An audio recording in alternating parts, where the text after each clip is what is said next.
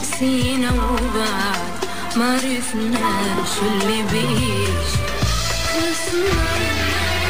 لا عايش ابويا وشاف حالي بعيد عن وطن بعيوني غالي لا عايش ابويا وشاف حالي بعيد عن وطن بعيوني غالي يشوف الصعب بينا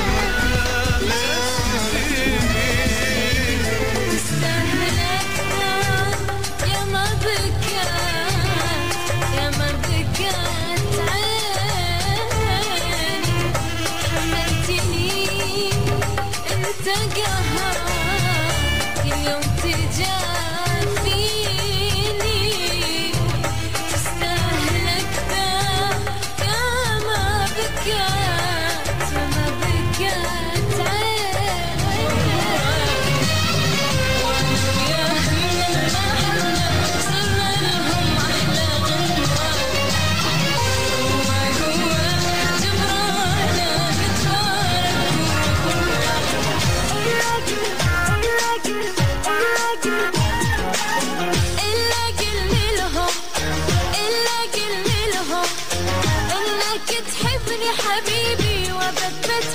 خلال هذه الأيام تستعد النجمة العراقية والعربية الفنانة المتألقة رحمة رياض أحمد لإحياء حفل في شمالنا الحبيب في الأيام القادمة، وأكيد هناك تفاصيل كثيرة عن التحضير إلى ألبومها القادم. وبهذا الوقت نرحب سويا من الدوحة بالنجمة العراقية العربية رحمة رياض أحمد. مساء الخير رحمة.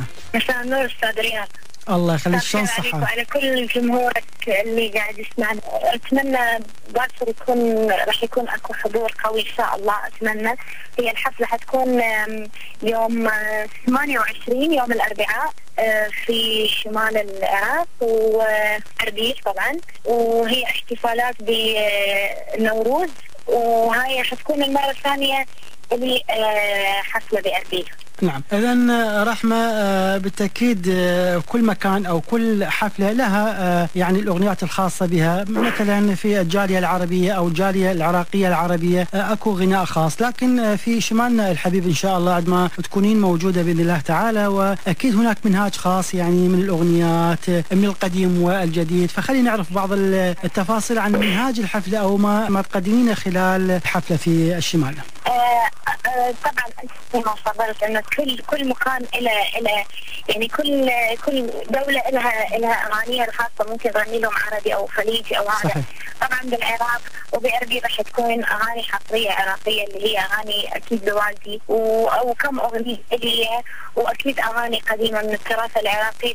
وكنت احاول احفظ اغنيه كرديه بس اللهجه صعبه، بس ان شاء الله قاعده احضر على اغنيه كرديه حتكون اغنيه اللي طبعا مش مغناه يعني، قاعد يجهزوا ليها ان شاء الله في اربيل، وان شاء الله على الصيف تكون جاهزه إن شاء الله. لازم نتحدث عن التحضيرات إلى هذه الحفلة. مثلا رحمة، أكيد هناك فرقة موسيقية خاصة ترافق الفنان في حفلاته، أيضا سترافق رحمة رياض أحمد فرقة خاصة، أم تعتمدين على الفرق العراقية اللي موجودة في العراق؟ والله شوف، هو أنا عادة يعني إذا عندي حفلة بالخليج أو عندي حفلة في بيروت أو شيء عندي فرقة وياي، بس ما دام بالعراق لا أكيد في فرقة عراقية هناك. الشباب أكو عندنا فنانين أكيد شباب شاطرين، وشباب بالعكس اللي الشرف إني أطلع وياهم على المسرح، لأنه عندنا فنانين المفروض يطلعون والمفروض يكون لهم فرص. وبالعكس أنا أتمنى إني أتعامل ويا الشباب الموجودين بالعراق أكثر صراحة، ونعطيهم الفرصة يعني. واكيد هم اكيد هذول الفرصة يعني كلهم اني طالعه وياهم واكيد مارين علي واكيد اعرفهم. خلينا نتحدث عن الاعمال الفنيه لك، وانت ما شاء الله بحراك فني مستمر. هناك اعمال او تعاون جديد مع الملحن القطري الكبير عبد الله المناعي، وايضا التحضيرات لا زالت قائمه الى البوم رحمه القادم. حدثينا بعض الشيء عن التحضيرات ان شاء الله. اول شيء اغنيتي ويا استاذ عبد الله المناعي بعدها يعني تحت التجهيز، بعد لحد الان ما جهزت ولا شيء. ان شاء الله بس ارجع للدوحه راح اسمعها بالاستوديو. طبعا اغنيه فايز ان شاء الله بدأوا بالتوزيع. واغنيتي الا قول لهم ان شاء الله بعد حفلتي باربيل دايركت طالعه على بيروت حتى اصورها ويا المخرج زياد خوري. وعندي اغنيه ان شاء الله من الحان الرائع الملحن الكويتي فهد الناصر، وان شاء الله يمكن تكون من كلمات الشاعر طبعا ايضا المبدع الاماراتي علي الخوار. وطبعا هاي طبعا انا اكون محظوظه اذا راح اتعاون مع هاي الاسامي والحمد لله رب العالمين. يعني عرفني على هيك ناس وخلاهم يثقون بموهبتي وخلاهم هم يتصلون لي ويقولوا لي احنا مجهزين لك عمل، فهذا الشيء فرحني هوايه، وان شاء الله راح يعجب الجمهور اللي قاعد نحضر اشياء وايد حلوه او هوايه حلوه ان شاء الله.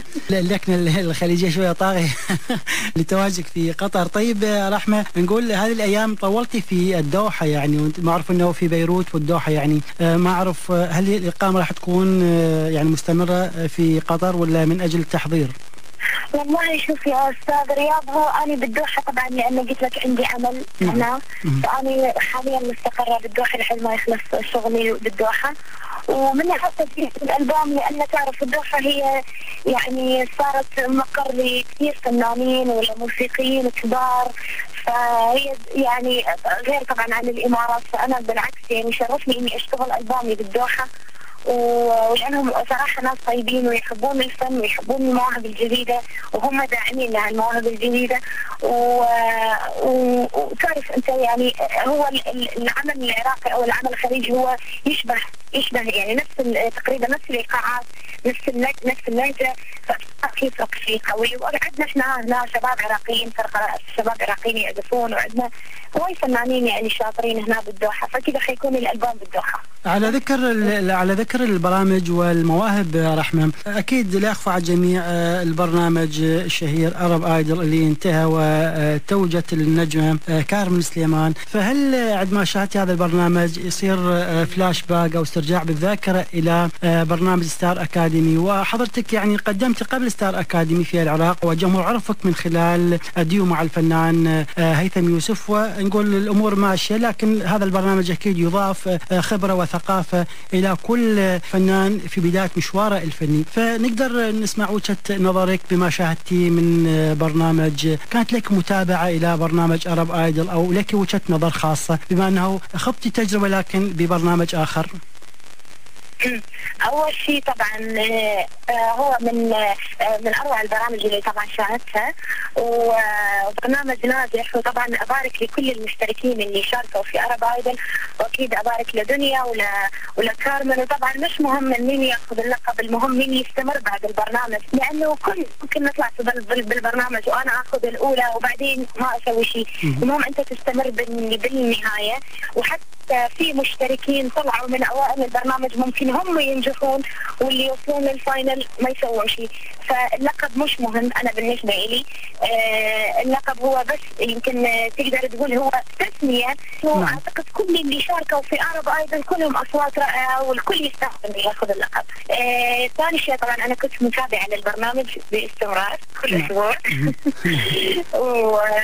لانه صراحه اصوات حلوه، ولانه فكره جديده، ولانه في نجمه يعني مثل راغب علامه وست احلام وحسن فنانين وانتقاداتهم كانت بناءه.